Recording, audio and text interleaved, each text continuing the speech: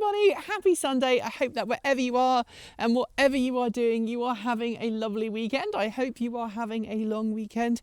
That's what we are doing here. We're taking Friday, Saturday, Sunday and Monday off, and by golly do I need it. I've been very busy doing TE work, and also there's a lot to do in the garden. Let's start by showing you just how things are growing right now. There's tons of volunteer potatoes growing.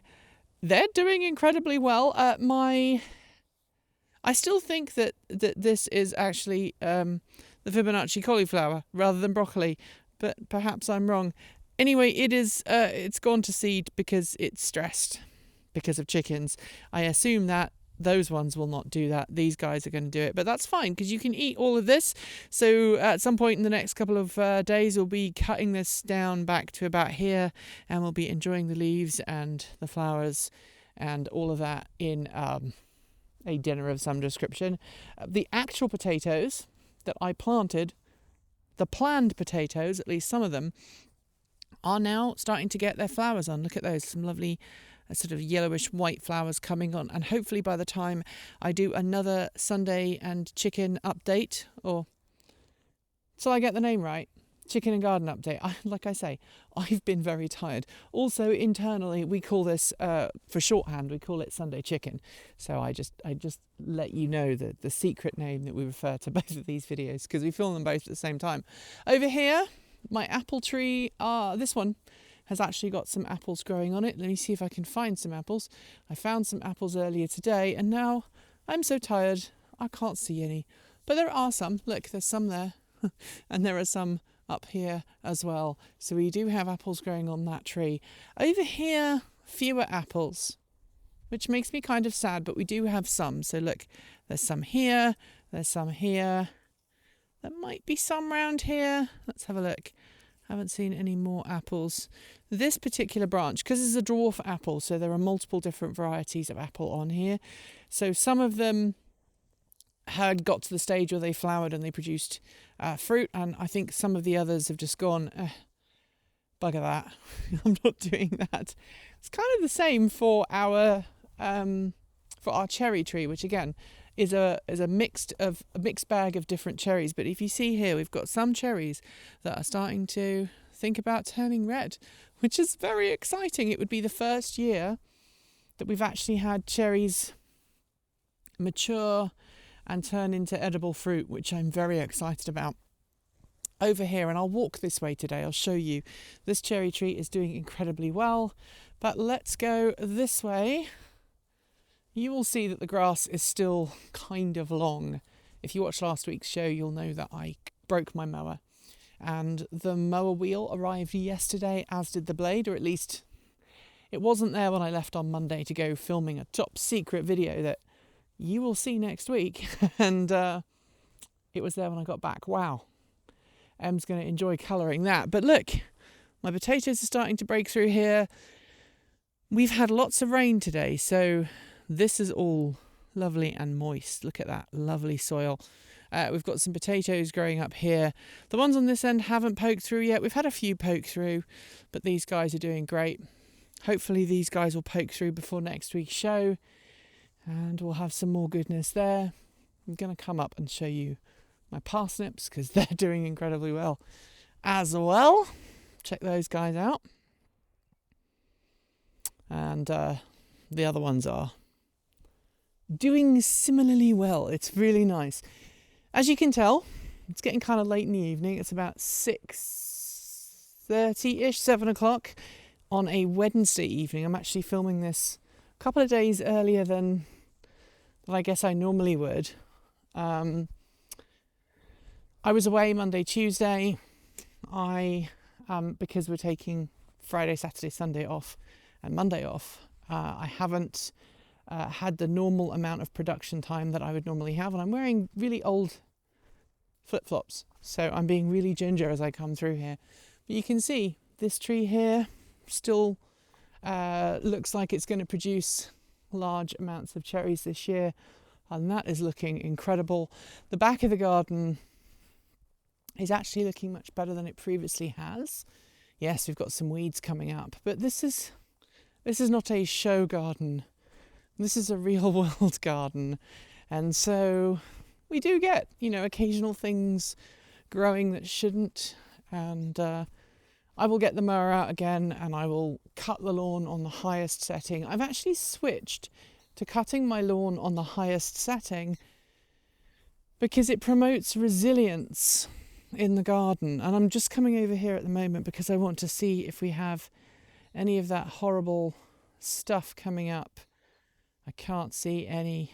Yes, Italian arum. It comes up every year and I have to dig it up and then it kind of disappears until the next spring and then it comes up again. It's very frustrating.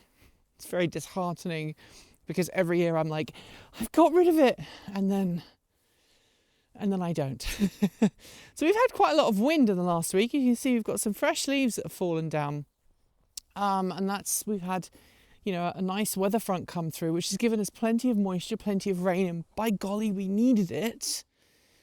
At the same point, though, it's kind of restricted what we've been able to do in the garden. So here, the strawberries, fresh rain, they're doing great, although I'm going to have to weed again because every time we get rain, we end up getting weeds coming along.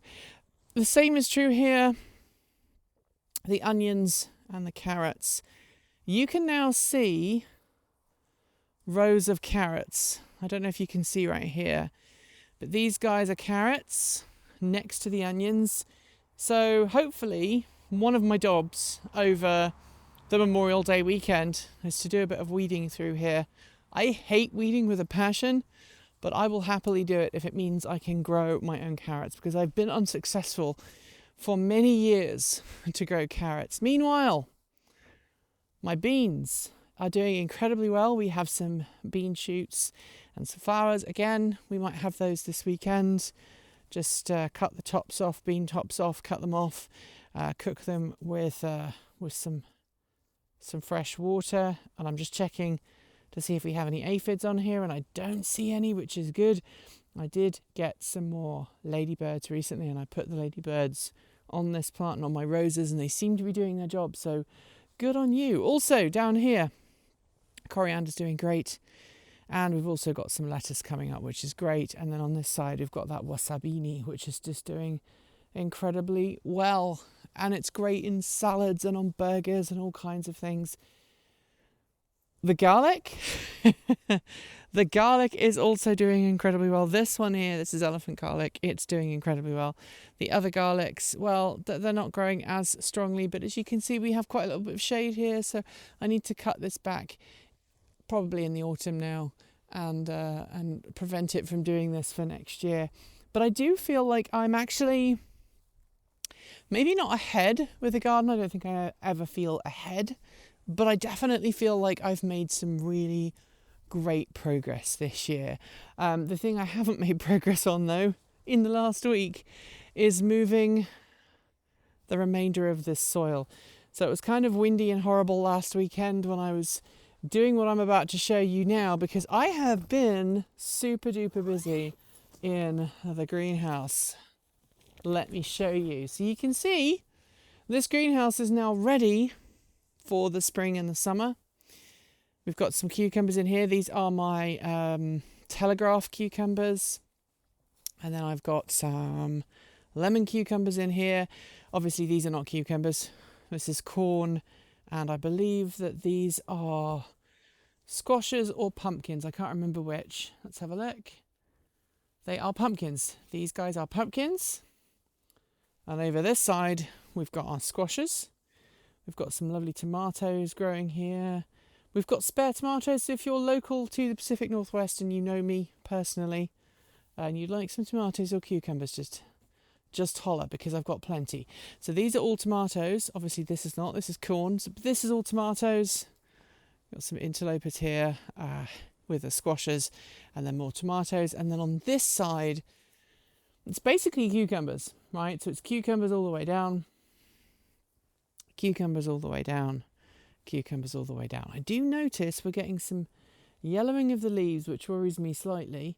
It might be that the temperature, it might be that they're too wet. We will figure that out and we'll adjust the watering and make sure that they are happy. They were a little overwatered perhaps while I was away because I did just set it up with an automatic waterer. But these guys are the opposite. Oh, maybe not. They are doing okay, but we'll see. We'll see how we do here. Meanwhile, in here, we've got our melons are doing well. And we also have some more tomatoes because you can never have too many tomatoes, apparently. I have a bit of a tomato problem. I don't mind admitting I have a tomato problem. I planted lots of tomatoes because I like tomatoes and also they're very tasty and usable. So I have lots of tomatoes. So the space here that I've reserved here, that's going to be for tomatillos. I'm hopefully going to put those there. And I might find some other things to put in along the way. But as you can see, plants are looking happy for the most part. They're growing pretty well for the most part. Cucumbers do not like being disturbed, so I know it will take a little time for them to kind of get acclimatized and to sort themselves out. But hopefully they will all grow despite the temperature being a bit cold right now. The corn is good. I am glad I didn't put the corn out before I went because that was going to be the plan. I was going to put the corn out, going to put the beans out, I was going to put the squashes out. No, kind of glad I left that. And it's getting windy, so I'm going to zip this back up and hope that we can keep that heat in as much as possible. I know that there is a hole in the bottom here and that the wind can get in, but hot air rises. So I'm hoping that hot air stays at the top of the greenhouse for as long as possible. And it kind of provides a bit of an islanding effect there. The chickens are upset because I haven't let them out, for a while because, they like to go and dig up fresh plants, and I've been doing some border planting, or I have a plan to do some border planting, which I will do next week. And Charlie just got very angry with me. He's become very grumpy in his old age. I don't know why, but he's become very grumpy and a little bit protective, especially as one of the hens has been thinking about being broody. So don't touch Charlie is the lesson from today. Anyway, that is everything that is going on here at the house. Let me know what's going on in your garden. How are your chickens? Are they laying? Do you have any broodies yet? And I will see you next week, hopefully with more stuff done. And here comes a chicken to check out what's been going on. Also this weekend, I need to put some fresh bedding in with the chickens. So that will hopefully be done by next week as well.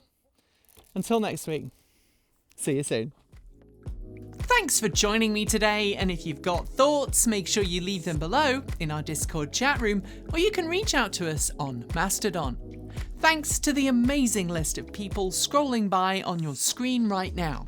They are some of more than the 1,500 people who help fund this channel through Patreon and YouTube, covering our bills, paying our team, and making sure that we can remain 100% independent. If you'd like to join them and see your name listed here, just follow the links below. There's a range of different tiers you can sign up for, from as little as $1 a month, or if you pay yearly, just over $10 a year. A huge welcome to our newest supporters.